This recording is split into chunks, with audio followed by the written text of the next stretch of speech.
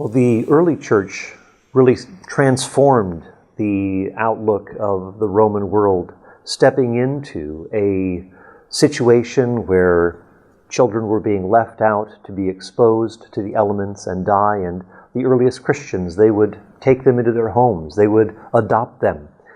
They would go into cities where there was a disease, a plague, and they would care for those who couldn't care for themselves because everybody had vacated the city.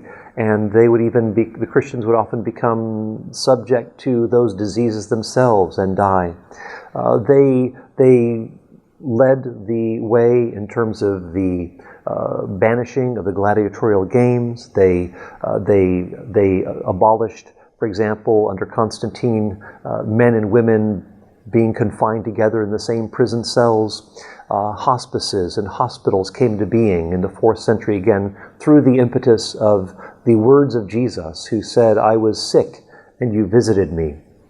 So we start to see much going on in the early church where there is this fundamental equality that is being proclaimed between Jew and Gentile, male and female, slave and free, so that this gives a completely different outlook on life compared to the very hierarchical structure of the Roman Empire. And so we see that there's a new way of looking at the world that the Christians presented, and this is very appealing to the slave, for example, who was considered mere property. So the Christian faith was actually very elevated, and so we start to see much happening in those first centuries of the Christian faith.